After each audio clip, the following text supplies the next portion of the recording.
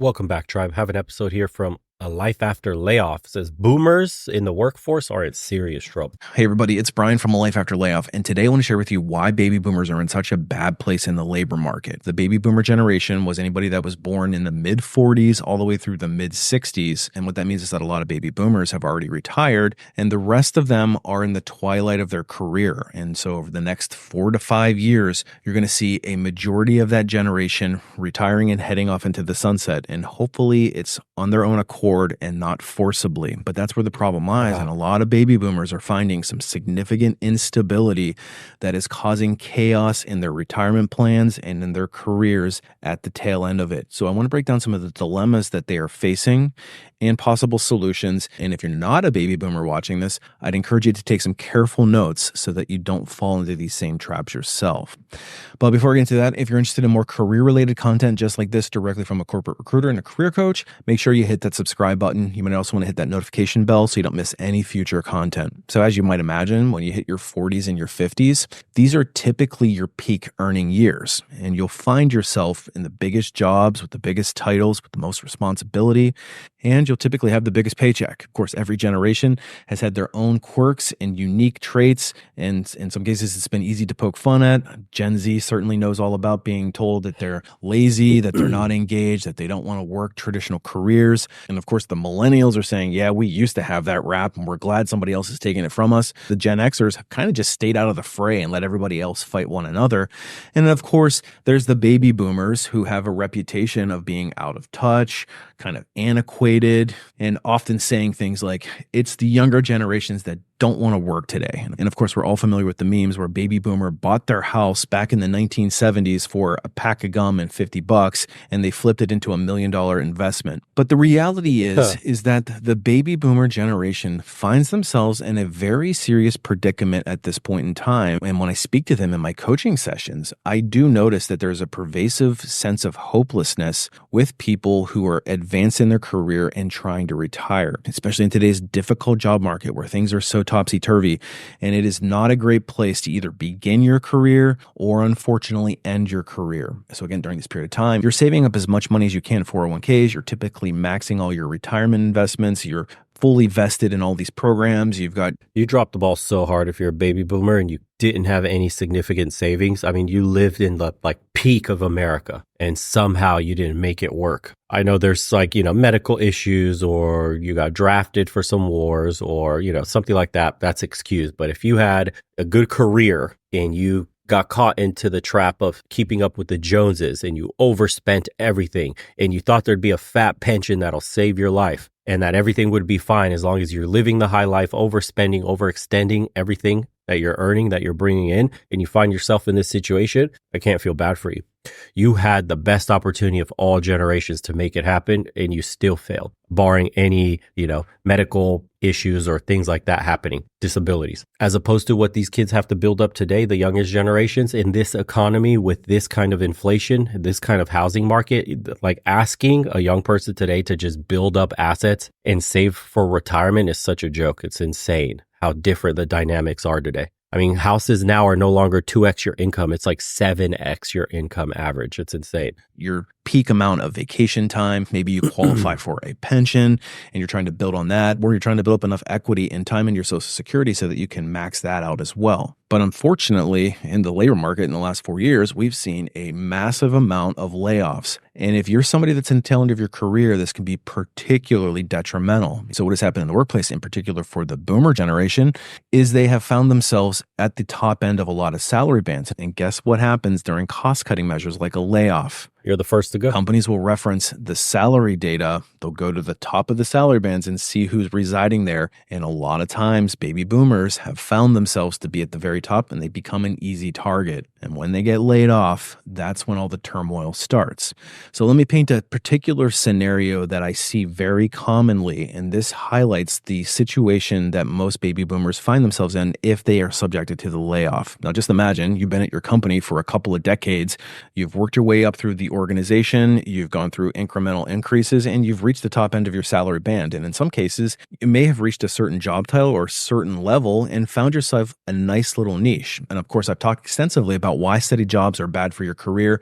If you haven't seen that video, I would encourage you to check that one as well so that you understand where I'm coming from here. But if you will, you've made a lot of allies during your 25 years at the company, and you've moved into progressively bigger roles, maybe potentially fairly niche. And in some cases, they may have even created a job for you because a particular leader wanted you in this certain role and they felt that you had the right skill set for it. That leader ends up retiring. This leader ends up retiring. And before you know it, everybody that you knew is no longer in the workplace. A new leadership team comes in who doesn't have those same relationships with you, and they start looking at cost-cutting measures. They go through the spreadsheet and they realize you're making a lot of money and you're not really part of their corporate vision for where they want the company to go. I mean, this affects everybody top down. When new management comes in, they're looking to save on their bottom dollar and they'll cut wherever they want. There are no loyalties. That's why they tell you today in the corporate world, switch jobs every 2 years. Every 2 years, you'll get the best pay rate. And you're isolated from events like this because you're probably a pretty new hire. You have a good skill set. You'll be kept because you're within that band of what's acceptable. They won't get rid of the brand new hire with the skill set you have. But if you've been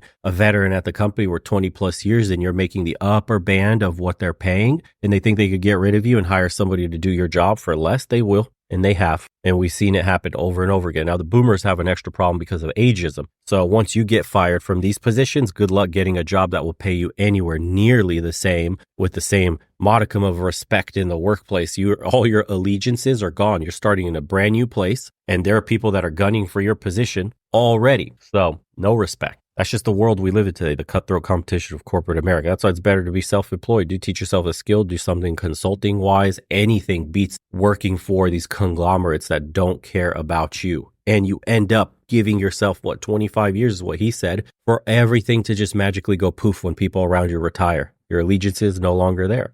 Sucks. So your name gets circled and you're exited from the business with a package. So you forcibly are back in the job market thinking, oh crap, I still have 5 more years left until I retire. And this puts a major kink in my plans. So you update your resume, you send it out, and you get absolute crickets as a response. Nobody's calling you. And in fact, the only time you hear back from the employer, if you do, is a canned rejection letter that tells you that you weren't even considered. And unfortunately, this is a very common and real scenario that I see repeatedly. People will come to me and say, how do I solve for this? And unfortunately, the answer is not an easy one and often not what they want to hear, because the real solution is to have taken action 10 or 15 years ago by implementing a very clear and concise career strategy. Because when you're scrambling just to land on your feet after an untimely and unforeseen layoff, unfortunately, you don't have a lot of leverage. And typically what these candidates will find is that the market has often passed them by. In some cases, they may find that their current skill set is considered antiquated by the market. In other words, it's not in demand, or they haven't kept pace with what's been going on and they allowed their skills to atrophy. Maybe their company didn't really care about getting the latest version of that software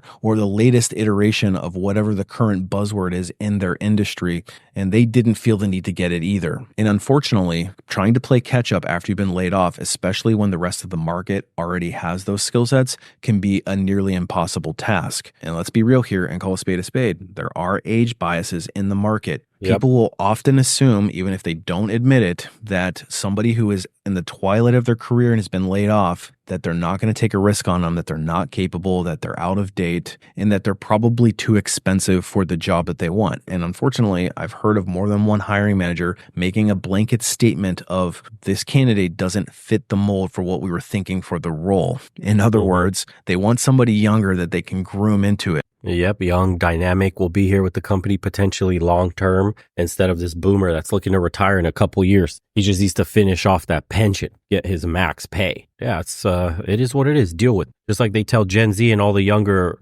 generations, deal with it. You guys are too lazy. You don't want to work. Don't pull yourself up by your bootstraps. You don't know what it's like. Yeah. Deal with the consequences of ageism. Deal with the consequences of being antiquated, out of touch with companies that don't care about you. The work culture has changed. And now it's coming to cut off the heads of everybody, both at the bottom and at the top. We live in an international market now. So you're not just competing with the guy next to you, you're competing with the dude from the other country too that they want to bring in on special visas. Let's see what he says to do about this predicament. So what does this person do when they're in this impossible situation? And unfortunately, there's not a clear solution here. If this is you, the best thing that you can do is make sure that your hiring presentation.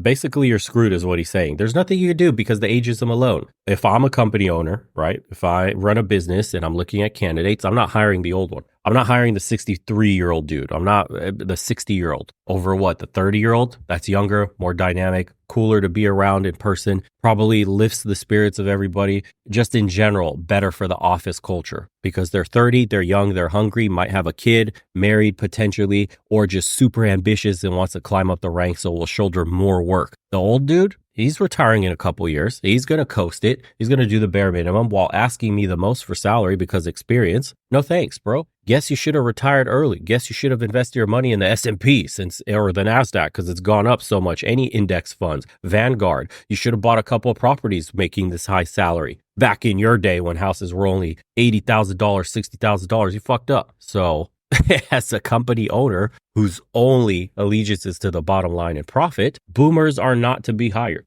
They're learning this. Listen, the job market is tight for everybody. On the other end of the spectrum, the people just starting, all the young generations are facing these job prospects with insane demands, like 5 years experience for entry-level position, plus a master's degree, plus a whole bunch of other shit that's like impossible to get for a brand new, fresh graduate. It's stupid all the way around. And unfortunately, it rewards nothing but short-term profit. So we're all paying the price for that. Welcome to the world you helped create. You voted this in. And then it says, must have decades of experience, but you can't be old. There are no careers anymore, no loyalty. It's always been merely about survival. There you go. I'm not a boomer, I'm Gen X. I can't put up with corporate hype anymore. The days when you go to work and just do your job are over. One of the things I dislike the most is the monthly town halls where the useless, pointless manager prattle about their latest snake oil that has completely destroyed business effectiveness. Ageism in the workplace is not only alive and well, it's encouraged by the government. The same government that wants to extend retirement to age 70 can't be paying out those benefits max. Keep you working longer, but also take away your jobs to work. Brilliant plan.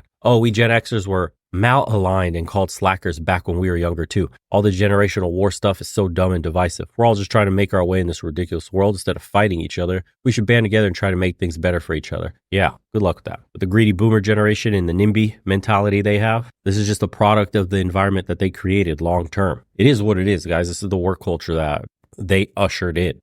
Young people are just learning how to navigate around it. Check this out. My dad worked for the same company for 35 years, got fired around 2020. He sued and won 5 years of pay, is expecting to retire with them after all these years of service, but was stabbed in the back. This happened to my dad when he was 62, 63, and he came home one day and said his job decided they did not need him anymore and he was let go. I heard him with my mom talking that night. My dad was sure they would call him because he was the only one who knew how to do XYZ. And when they realized that they will rehire him. Well, he was part right. They did not want to rehire him, but they wanted him to come in and train them. He said, yeah, okay, threw out some outrageous number. They accepted and he went in and trained them. He liked it so much he spent his final working years as a freelancer, made much more in those last years than he would have if they did not let him go. You see what I mean? Freelancing. You could call that self-employment. What started as a bad thing ended up being good for him. He kept doing that work well into his late 70s, set his own schedule, took what jobs he wanted. The lesson here is always be ready to pivot. The hobby you might have just might make you enough to be able to retire early instead of looking for a job in your 60s. There you go. When an F-150 costs 80 grand, there's something very wrong. I still remember how a recruiter reacted when they found out I was over 50. At first, they were all happy and excited to be working with someone with my experience, proficiency and skills as a graphic designer. Yeah, hello, ChatGPT. Then they either saw when I graduated high school or noticed that the employment dates on all those big name companies they had been gushing over 5 minutes earlier. And it was like a light had switched off. They were suddenly very cold and dismissive, saying things like graphic design is a career for the young. They have so much creativity and you should be in management, not doing anything creative. I wound up getting a design job myself a few weeks later because I knew I'd never hear another word from the recruiter, and I was right. For something that's supposedly prohibited by federal law, ageism sure is a common thing here in the States. Yeah, wake up, folks. The market isn't as good as the TV people are telling you. It's very unstable. The outlook is bleak with the amount of debt our nation has, and always keep up with your skill set. Always learn something new. Exactly. Well, let me know what you guys think of the comments below, what you're dealing with in the workforce, both young and old. The numbers that they're telling us seriously are not anywhere close to reality. I mean, they just said that we had the best report for jobs in the past, I don't know how many years. That's propping up the markets again before, ironically, this comes right before the election. So the economy narrative is that we're doing very well, but you ask an average American how they're doing, it's not very well at all. So will we have a downward revision after the election or whatever? Who knows? Because we already had a record downward revision of 1 million jobs. So nobody could trust the books anymore because they're being cooked. And we're pricing in another 25 basis point cut because the bonds actually went up after the 50 basis point cut. If you know what that means, we're headed for a world of hurt. Investors don't think the Fed has anything under control. Inflation is going to keep rising. The job market is not looking good. All the numbers, the PMI, manufacturing, all that shit is down. We got port strikes happening. We got a whole bunch of shit going on. And then, it'll get memory hold with the latest flavor of the week news segment that makes everybody forget all the issues and instead further divide everybody, make them fight against each other for, stupid reasons. Team red, team blue, haves versus have-nots. I take this position, you take that position. But anyways, the neighborhood around us is crumbling. The roads are getting worse. The bridges are falling apart. Homelessness, crime, all that shit's up. Mental health issues are up. No one talks about that stuff, though. No one talks about the debt, $35+ trillion. We're paying, I think, $1 trillion now in just interest alone. How are we going to service that debt? No one ushers a peep. Anywho, we'll see you guys on the next one. Appreciate everybody that's been buying shirts, everybody that's been signing up to the private community, doing the consults as well. Helps support the channel directly. And looking forward to speaking with you guys later today. We have meetings 5 times a week. If you want to join, check out some of the conversations we have over on the second channel. Get an idea of what we're talking about. And if it's a good fit for you, we'd love to have you. Anyways, see you guys on the next one.